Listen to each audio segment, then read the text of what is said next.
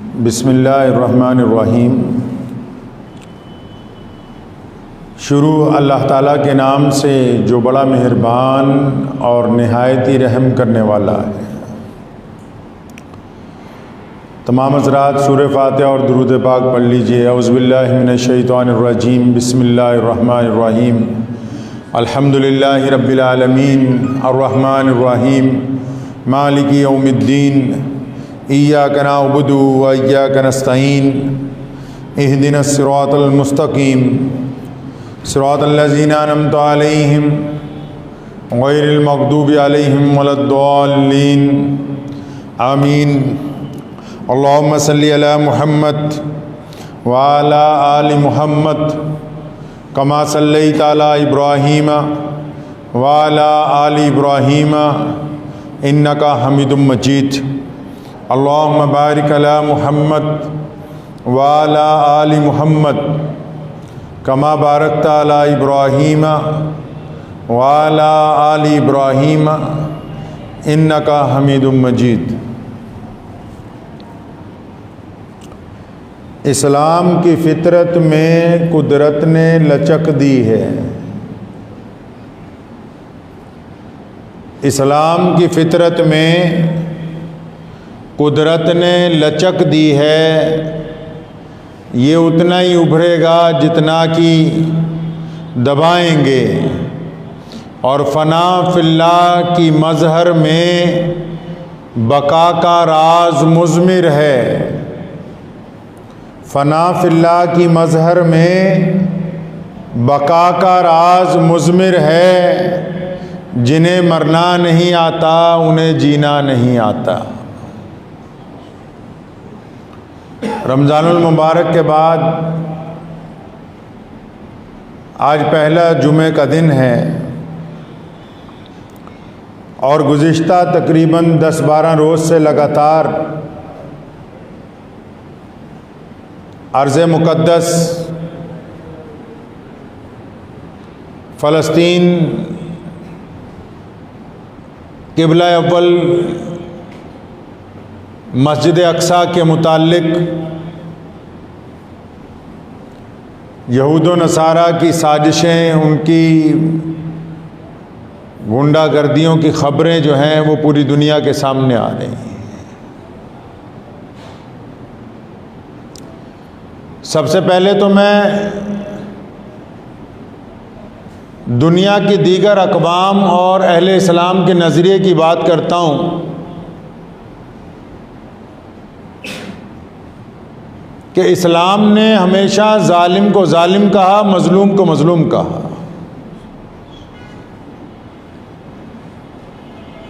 اور اگر کبھی ظلم کرنے والے لوگوں میں مسلمان شامل ہوئے تو اسلام نے ان کو بھی ظالم کہا۔ لیکن آج دنیا کے جو انصاف پسند لوگ ہیں وہ انصاف اور ظلم کا فیصلہ مذہب کی بنیاد پر کرتے ہیں۔ وہ اس وقت تک ظالم کو ظالم نہیں کہتے جب تک ان کو یہ نہ پتا ہو کہ اس کا تعلق ہمارے مذہب سے نہیں ہے۔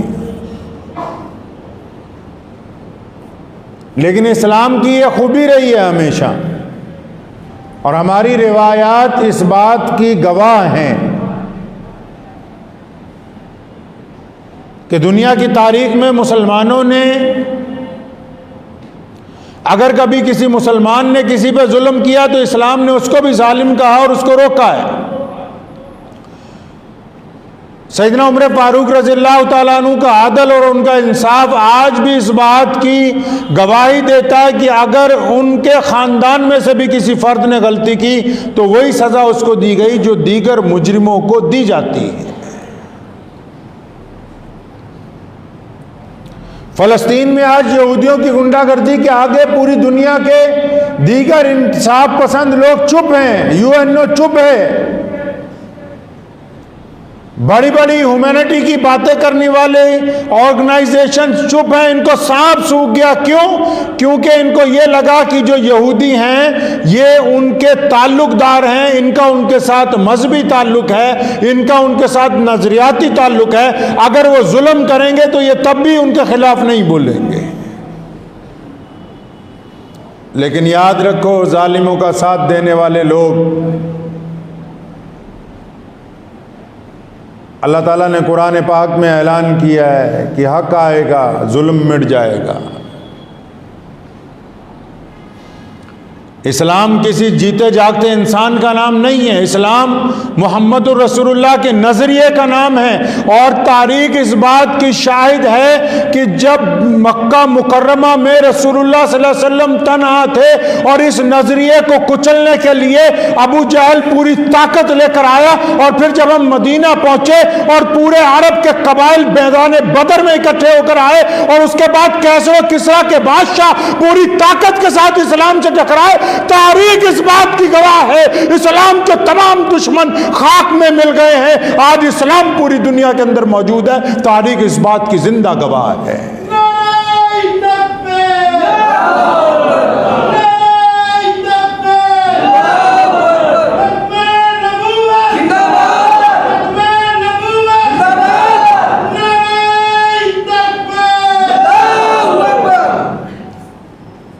اس لیے جو ظالم لوگ ہیں وہ یہ سمجھتے ہیں کہ ہم اپنے اسلحے کی بنیاد پر، اپنی ٹیکنالوجی کی بنیاد پر، دنیا کے سب سے بڑے غنڈے امریکہ کے ساتھ دینے کی بنیاد پر فتح حاصل کر لیں گے۔ فتح جذبوں سے ہوتی ہے، ہتھیاروں سے کوئی چیز فتح نہیں ہوا کرتی۔ ایمان کے ساتھ میدان جیتا جاتا ہے۔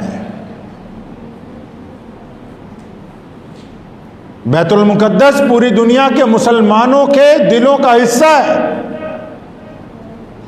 اور ہمیں بیت المقدس اس لیے پیارا ہے کہ ہمارے رسول کریم حضرت محمد الرسول اللہ صلی اللہ علیہ وسلم نے مسجد اقصی میں تمام نبیوں کی امامت کی ہے۔ شب معراج کے دن جب جبریل علیہ السلام مکہ مکرمہ پہنچتے ہیں اور رسول اللہ صلی اللہ علیہ وسلم کو لے جانے کے لیے نکلتے مکہ مکرمہ سے، تو رسول اللہ صلی اللہ علیہ وسلم اللہ سے ملاقات سے پہلے، عرش پہ جانے سے پہلے، رسول اللہ کی سواری مکہ مکرمہ سے اگر کسی جگہ جا کر ٹھہری ہے، مکے کے بعد اگر کسی جگہ رسول اللہ نے امامت کے لیے اپنے آپ کو آگے پیش کیا ہے، مکہ مکرمہ کے بعد اگر مسلمانوں کے لیے احترام کی کوئی جگہ رسول اللہ نے بتائی تو وہ بیت المقدس ہے، جہاں جا کے براق رکا اور محمد رسول اللہ نے امامت کی ہے۔ وجوہات تو بہت ساری ہیں کہ بیت المقدس ہمارا ہے، بیت المقدس کی زمین ہماری ہے، بیت المقدس کے ایک ایک ذرے پر اہل ایمان کا حق ہے، لیکن اتنی بے شمار وجوہات بیان کرنے کی بجائے ہمارے لیے یہی بہت بڑی بات ہے کہ اس روئے زمین پر محمد الرسول اللہ صلی اللہ علیہ وسلم نے سجدہ کیا ہے، ورنہ بیت المقدس کو تعمیر کرنے والے داؤد علیہ السلام وہ بھی ہمارے نبی ہیں۔ سیدنا سلیمان علیہ السلام کو جب داؤد علیہ السلام نے کہا کہ اس کی تعمیر مکمل کرو تو سلیمان علیہ السلام بھی ہمارے نبی ہیں۔ موسیٰ علیہ السلام نے جب اپنی قوم کو کہا کہ چلو اہل فلسطین کو ہم فتح کر کے اس کو مرکز بنائیں تو